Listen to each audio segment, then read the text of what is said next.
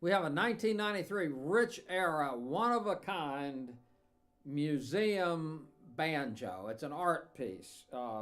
Banjo has a tradition of having presentation pieces which are extraordinarily fancy banjos that would be given to a dignitary, such as the President of the United States. At some point, probably got a presentation banjo. And we're going to play it, and here's what it sounds like.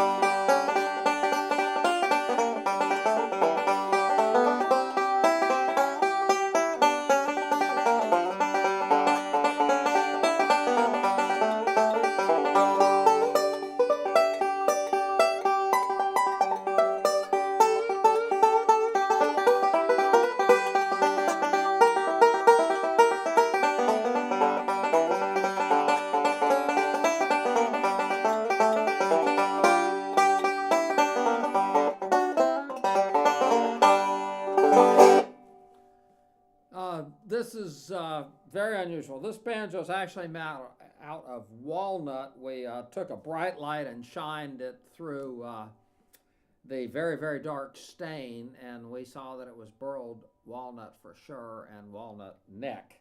And we'll just take a few minutes to just look at this banjo, which happens to be one of the best sounding reissue banjos I've ever heard in my life.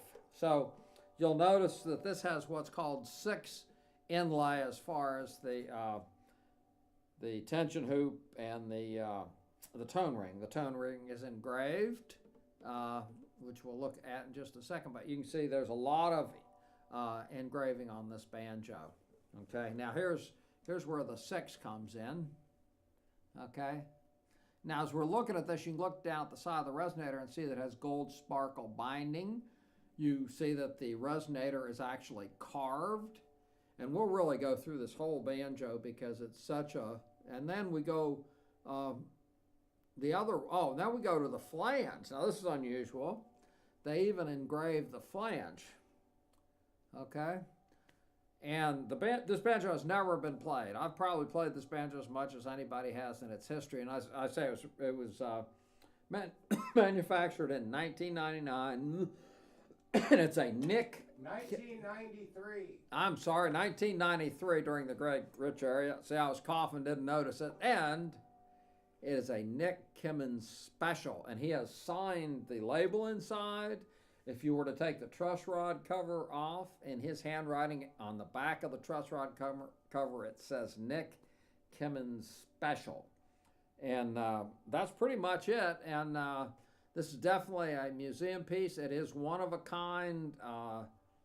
This is the perfect banjo if somebody wants the ultimate banjo, and it also has that factor if somebody comes over to visit you. Usually if you hold up your 3, what is it? It's mahogany.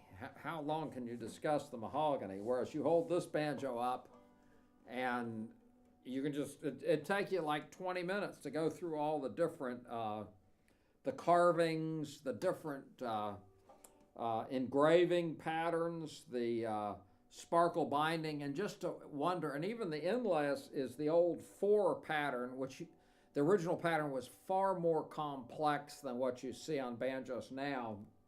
And occasionally you'll see this pattern, but you'll see there are a lot of extra pieces of pearl in it. If you'd like to see this banjo or have questions, you can call Andy at 404-372-5482. You can email us. Our address is on banjowarehouse.com. That's banjowarehouse.com. and we are 7 minutes from the airport. So if I were going to buy a banjo like this, well, I actually did buy it, but I'm going to sell it. But if I were you, I would probably want to come look at it. And with all these, Sky Miles points and cheap fares, a lot of times people, I'm going to fly to Dallas, Texas to deliver a banjo, and the flight's $223. You just have to let them know about 10 days in advance. So fly in, you can take a cab, or we might even pick you up.